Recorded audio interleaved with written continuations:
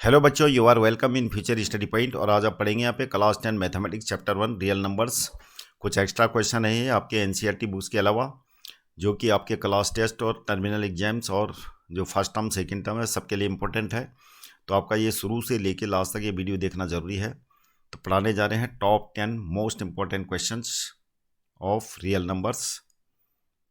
पहला क्वेश्चन है given that H दे रखा दोनों नंबर का 9 और हमें एलसीएम फाइंड आउट करना है दोनों नंबर से। दोनों नंबर कौन से हैं? तो ब्रैकेट में जो लिखे नंबर है वो दोनों नंबर से हैं। पहला नंबर क्या है? फर्स्ट नंबर इज, इसको ए कह लेते हैं, 306। दूसरा नंबर को कह लेते हैं बी, यानी 657। तो क्या होता है एलसीएम? फॉर्मूला क्या होता है? LCM of A B equal to, मतलब multiply HCF of A B, दोनों नंबरों के प्रोडक्ट के बराबर होता है। तो एलसीएम ऑफ ए बी यानी दोनों नंबरों का एचसीएफ कितना है? 9 है। दोनों नंबरों का एचसीएफ क्या है? 9 है। और दोनों नंबरों का एलसीएम हमें निकालना है। एलसीएम यानी 306, 657। दोनों नंबर हमारे क्या है? 306 मल्टीप्लाई 657। तो यहाँ पर एलसीएम आ जाएगा हमारा, ये हो जाएगा एलसीएम 306 मल्टीप्लाई 657 अपॉन में 9। ये हो जाएगा 9 3 27, 9 चौको 36, 34 से मल्टीप्लाई कर लेते हैं 657 की। 4 7 28 का 8 हासिल 2 4 2। तो एलसीएम आ गया हमारा 22338। तो दोनों नंबरों का एलसीएम यानी 306 और 657 का एलसीएम कितना आ गया? ये आंसर आ गया। क्वेश्चन नंबर 2, चेक वेदर 6 की power n can and with the digit 0 for any natural number n। तो इसका सॉल्यूशन होगा, सबसे पहले तो आपको क्या कर देना है? प्राइम फैक्टराइज कर देना है 6 के, जो 2 × 3 हो गया, बाहर से हो गया n, और इसको लिख देंगे 2 की पावर n × 3 की पावर n। अब क्या है, 0 होने के लिए क्या ज़रूरी होता है? For the number in the form of a to the power n, a should have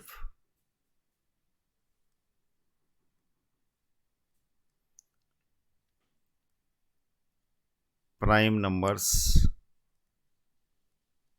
in the form of, किस फॉर्म में होने चाहिए 0 होने के लिए? 2 की पावर n मल्टी 5 की पावर n। इस फॉर्म में होंगे तो ही 0 पे एंड होगा। जबकि ये क्या है? 2 की पावर n मल्टी 3 की पावर n की फॉर्म में है।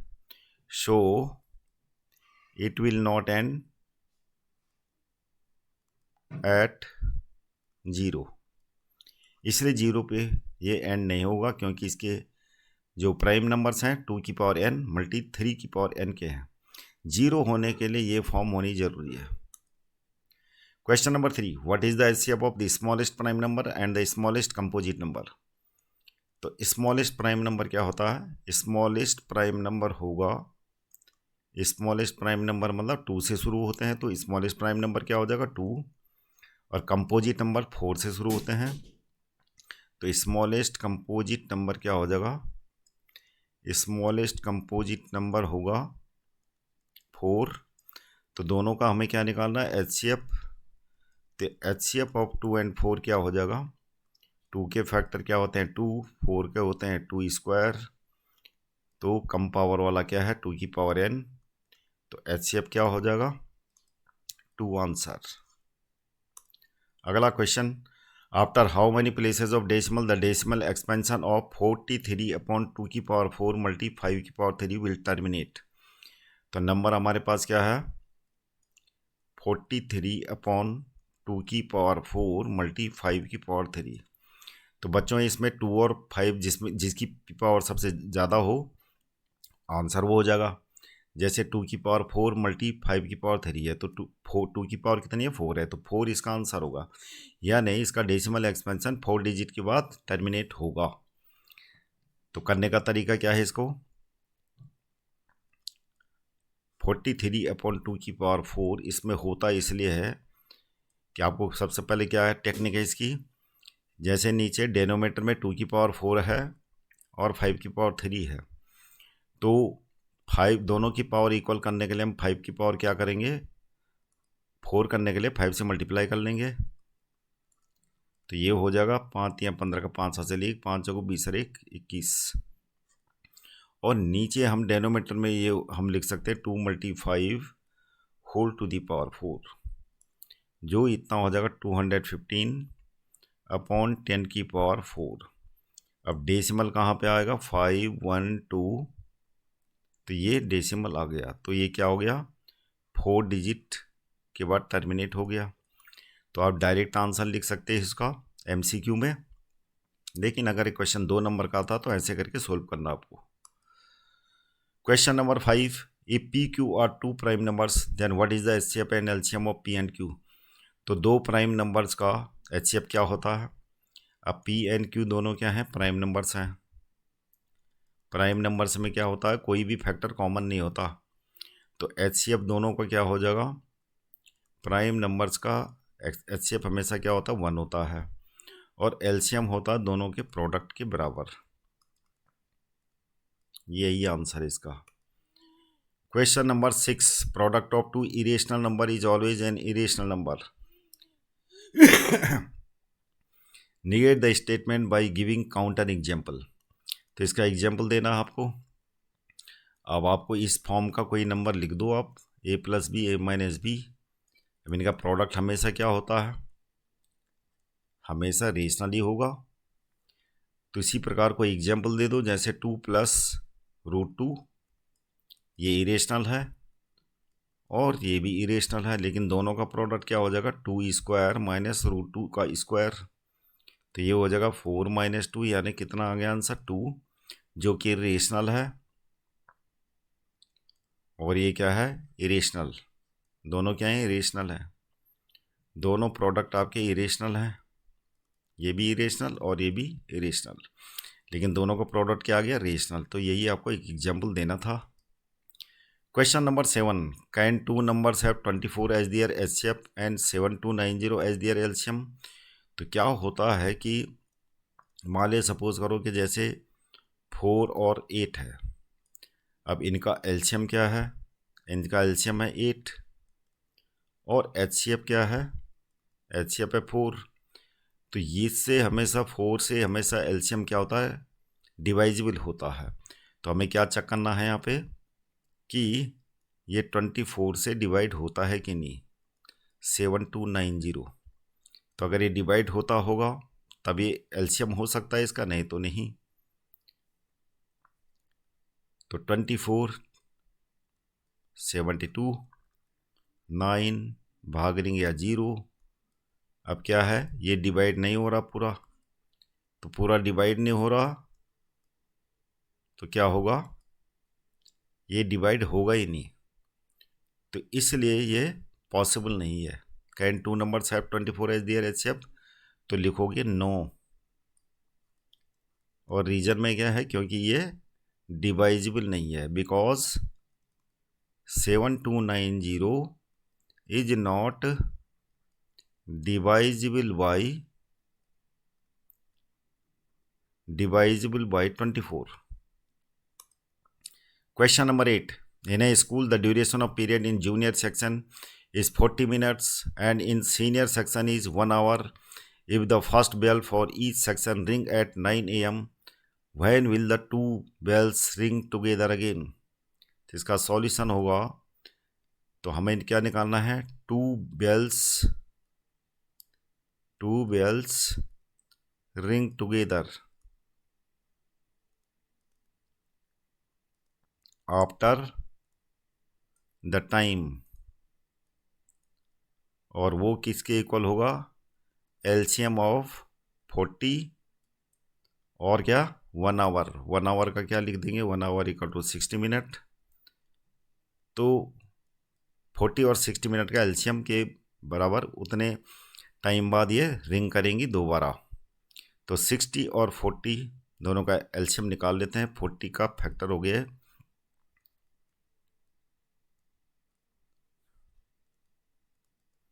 जिसको हम लिख सकते हैं 2 की power 3 multi 5।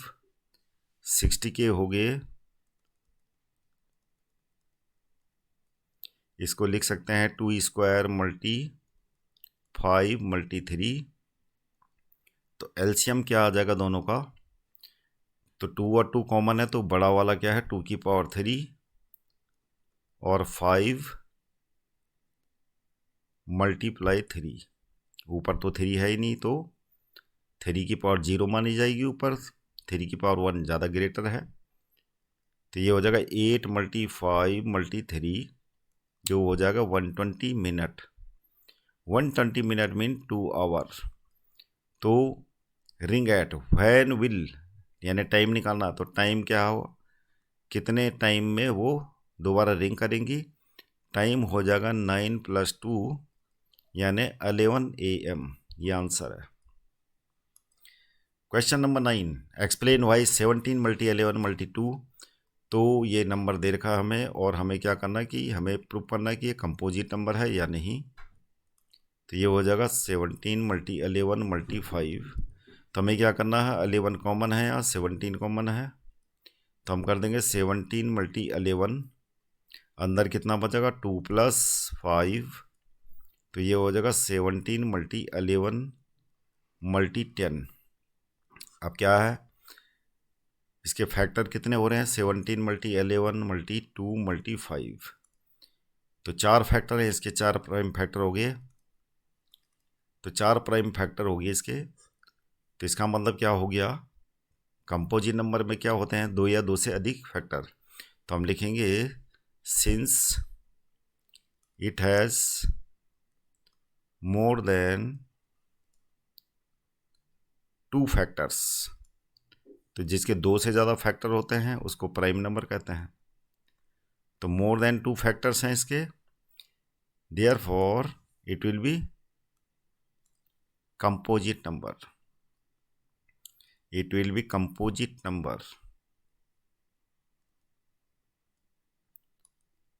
Question number 10. Prove that √2 is an irrational number.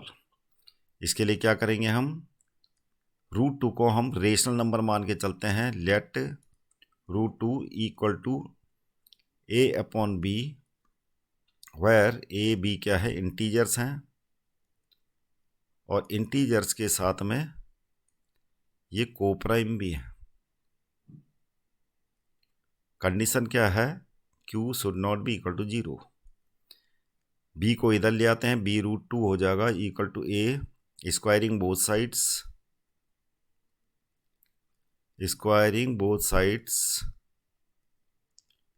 दोनों साइड में स्क्वायर करके क्या हो जाएगा 2b² equal to a²। Equation number 1। अब इस इक्वेशन नंबर 1 से हमें क्या मिलता है कि a² इज डिवाइजिबल बाय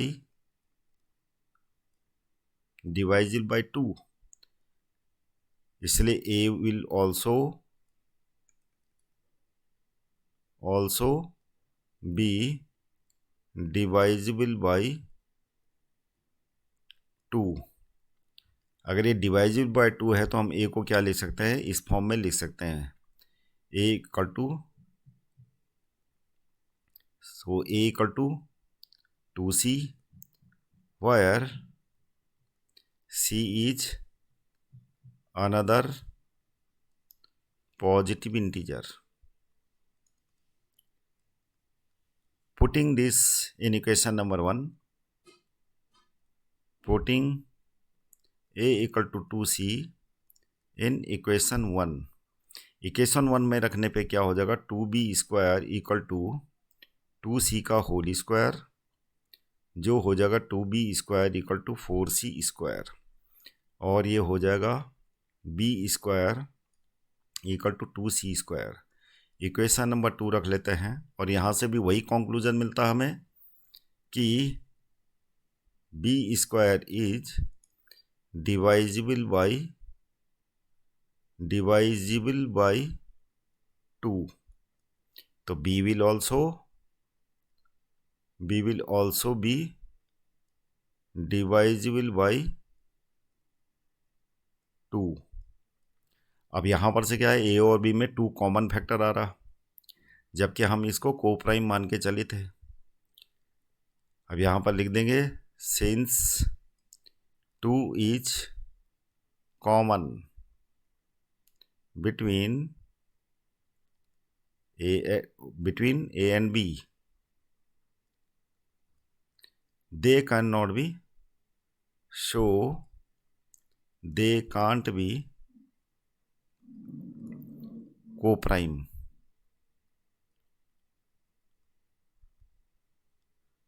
नंबर। और उसके बाद आपको लास्ट में ये लिख देना है, therefore the fact we have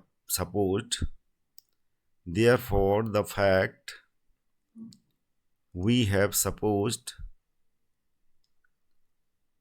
और कौन सा फैक्ट सपोज करा था कि √2 एक रेशनल नंबर है, इज रॉन्ग। इसलिए देयरफॉर √2 क्या हो जाएगा, इरेशनल हो जाएगा।